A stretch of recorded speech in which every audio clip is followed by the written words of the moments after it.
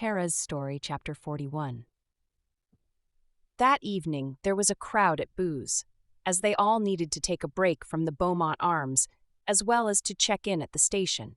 Beau had pushed several tables together to accommodate them all.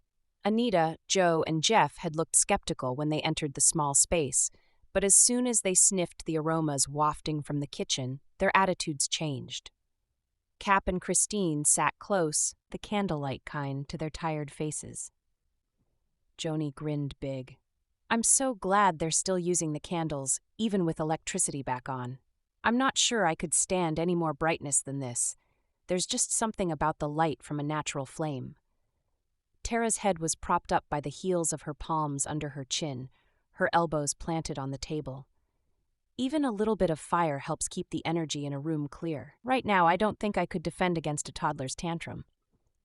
Me, neither, Brian agreed. I know we always have the energy when we're doing the work. In fact, I'm often surprised at how the flow increases in a ceremonial space and lasts until the work is done. Then there's that glow afterward that's like, Terra chuckled. You mean when you feel energy stoned? It's a natural, supernatural high, isn't it? Brian laughed too. That's a great description, Terra. Energy stoned, which could make doing spiritual work a positive addiction, eh? The laughter around the table lightened the atmosphere still more, so when Beau approached with a large tray holding heaping dishes of crawfish and shrimp étouffe, their appetites were ready to do the feast justice. Boo followed with steaming baskets of garlic French bread and grinned big as she announced, "Got praline cheesecake for dessert today, so save a lil bit of room, y'all."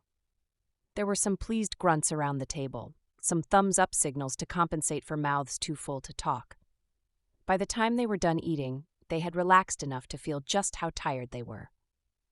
Even the remaining wired sensation of adrenaline overload was insufficient to counteract the loss of energy as blood flowed to stomachs contentedly digesting good food. Cap reached his arm around Christine and pulled her close. She smiled up at him and leaned her head against his chest, feeling the rumble as he spoke. "I'd kinda hoped we could brainstorm about—" "He who must not be named," interrupted Christine. "Please don't go there. Don't bring, that energy back. Not tonight, love. We need to refocus on what's good to restore our energy, and it's why you're not going back to the station tonight, even if we can't go home yet." Cap leaned his big head against the top of Christine's smaller one. "That's what I was going to say, Chrissy. I know we can't do any more right now. We need to rest. And redirect our attention too," Brian added. Joni looked thoughtful. "Yeah, you know how when you've been working on a problem and you take a break to do anything else, and then the solution just pops in your head?" "I sure do," Joe interjected as Anita and Jeff nodded. "That happens a lot when we get back from viewing assignments with facts we don't know how to interpret. We're not supposed to interpret anyhow, but lots of times the interpretations land anyway, hours or even days later when we're doing something else." Jeff leaned back and yawned as he stretched. "Remember that assignment when we didn't report any conclusions but found out later we were right about?" He caught himself. Better not get too specific. "But you get the drift, right?" "So," Cap continued, "let's see what comes tonight and start again in the morning. I'm sorry, y'all, but until we can confirm that all of us who were enspelled are safe, we're going to have to sleep at the Beaumont Arms. Fred's going to do the squad meeting at the station in the morning, so let's meet at breakfast and decide what we're going to do next. Meanwhile, since we have to be at the Beaumont Arms anyhow, see if you can enjoy a bit of luxury on the department's dime." He squeezed Christine again, whose cheeks turned rosy as she smiled. Terra was thinking fast as she led Brian and Joni down the hall to their assigned bedrooms. She stopped in front of the suite that had been assigned to her and Joni and turned. "You guys, Joni, you know I love you dearly, but tonight I need some alone time. Could you two figure out sleeping arrangements so I can have Brian's room? She stuttered a bit, but relaxed when Joni reached out a hand and squeezed her arm. "Thanks, Terra," Joni whispered, as Brian slid an arm around her waist and smiled his gratitude. He pulled out his key card and gave Terra a peck on the cheek as he handed it to her. She saluted them both and turned to continue down the hall.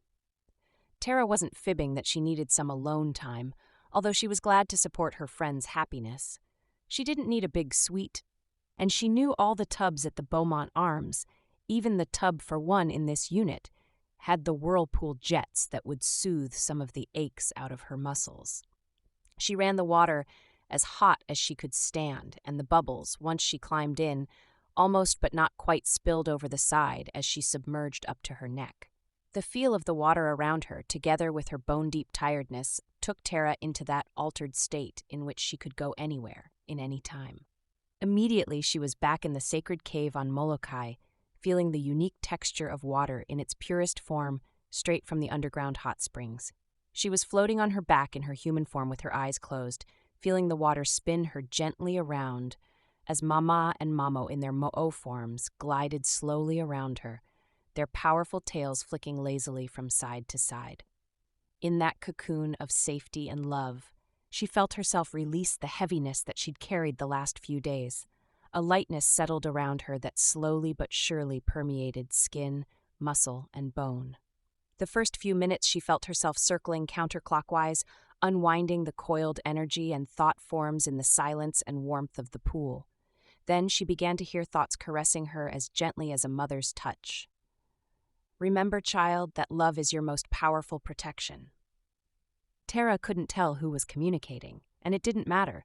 She felt the love and protection of the presences swimming around her, even the new energy that had joined them in the water that she registered unconsciously.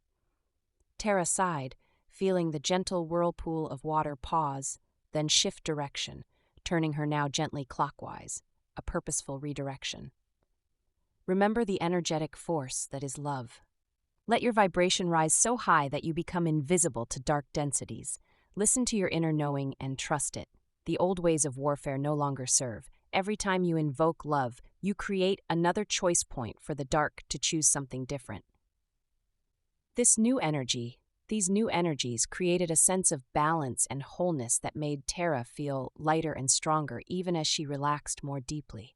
Ah, that energy is familiar. Kale? Terra breathed contentedly at sensing the energy of her beloved Papa. The other energy. An image flashed in her mind as she registered the information transmitting to all her senses, physical and non-physical. She had seen him in the dream time before, that tall man with bronze skin and long, dark hair, the man with a part of his right leg missing. Strange, but somehow familiar. What are you doing here, in the sacred pool? Had she the energy, she would have gone on alert, but as before with this being, the connection she felt, though intense, was comforting and exciting, not fearful or disturbing. Instead, a longing rose within her when he lifted his head, and a burst of energy from his glistening dark eyes spoke to something deep within her. I know you. Who are you? Where are you, and when are you coming? He smiled at her, and when he reached out to stroke her cheek in the sacred pool, Terra reached up to touch her cheek in the same place, to capture the sensation since she couldn't capture his hand. Soon, my love. It's not quite time for us, but soon. She frowned. Not soon enough. He laughed, and she felt a soft smack on her butt. Impossible in water. Impossible when she was alone in a bathtub in the Beaumont Arms. But the sensation was real, and it distracted her from the dreamlike state in which she'd been floating. When her eyes opened, she noticed that the water was cooling, and the skin of her fingers and toes was wrinkled. She sighed and stood, reaching for the plush white towel beside her to dry off. Terra moved carefully, aware that from the effects of her bath, her muscles were slow in responding to the signals of her brain, and she was unsteady. She made it to the bed and slid her naked body between the soft sheets, pulling the comforter up around her chin, almost immediately falling into a deep, dreamless sleep. Well, almost dreamless, though she smiled as she felt the strange but familiar energy join her in a dance she would not remember when she awakened.